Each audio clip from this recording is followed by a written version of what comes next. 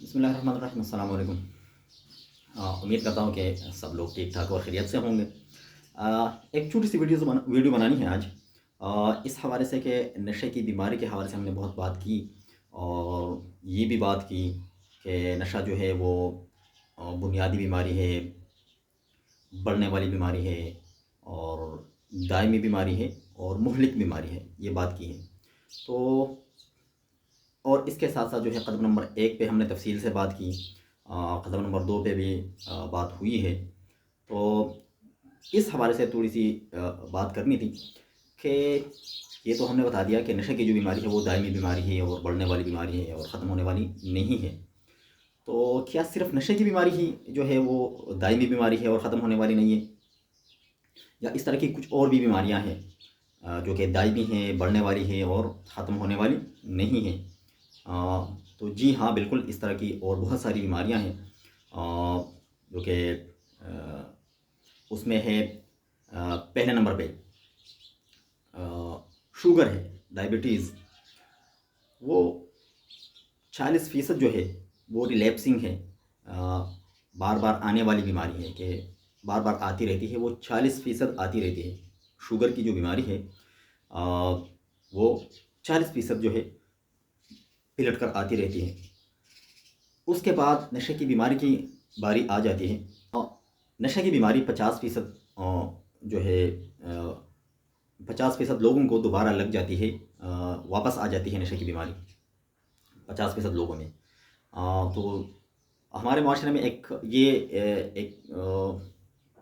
सोच बन गई है, ये ख्याल बन गया है लोगों का कि नशे की बीमारी जो है, नशा नशा करने वाला जो है वो ठीक नहीं होता, ठीक हो ही नहीं सकता। बस वो जाके कुछ दिनों के लिए बंद हो जाता है, बंद रहता है, फिर जब वहाँ से निकल जाता है तो फिर महीना 2 महीने ठीक रहता है, फिर उसके बाद दोबारा लग जाता है।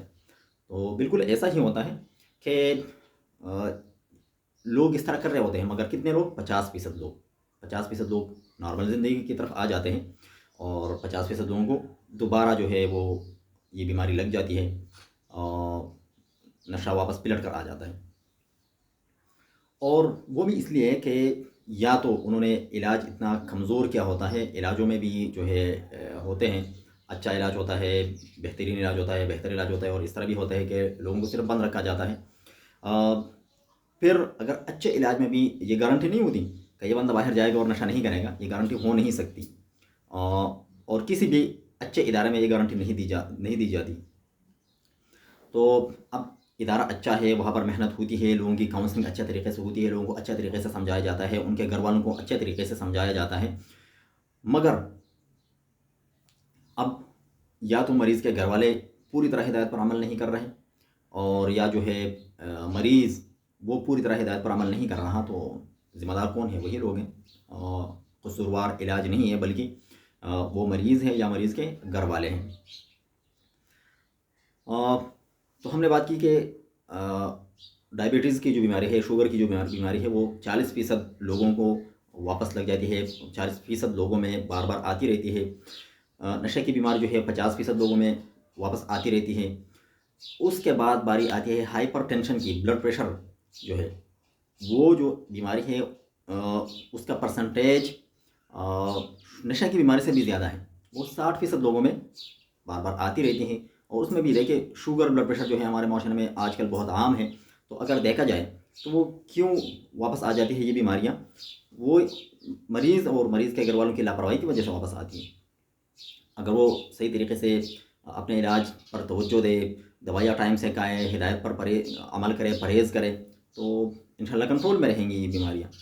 ठीक है, ख़त्म तो होती नहीं है मगर कंट्रोल में रहेंगी। इस तरह नशे की भी बीमारी है कि वो ख़त्म तो नहीं होती मगर कंट्रोल में रहेंगी। और इस तरह अस्थमा जो है, दमे की बीमारी, वो भी 60% लोगों में वापस आती रहती है। तो सिर्फ बताना यह था कि सिर्फ नशे की बीमारी नहीं है जो कि वापस आती रहती है, बार बार आती रहती है। नशा करने वाला एक दफ़ा लग जाता है तो फिर लगा ही रहता है, कुछ देर के लिए वक्फा करता है तो वो कोई बड़ी बात नहीं होती। कुछ टाइम के बाद वो दोबारा लग जाता है, लोगों का ये ख्याल होता है। तो ये ख्याल जो है, ये सोच जो है, ठीक नहीं है। और जैसे मैंने बता दिया, शुगर है, हाइपरटेंशन है, अस्थमा है, इसके साथ साथ कैंसर है और टाइफाइड है, बहुत सारी बीमारी है जो कि रिलैप्सिंग डिजीज़ हैं और वापस आती रहती हैं। تو انشاءاللہ اس کے بعد پھر ہم شروع کریں گے، قدم نمبر 3 4 پہ بات کرتے رہیں گے۔ اللہ حافظ۔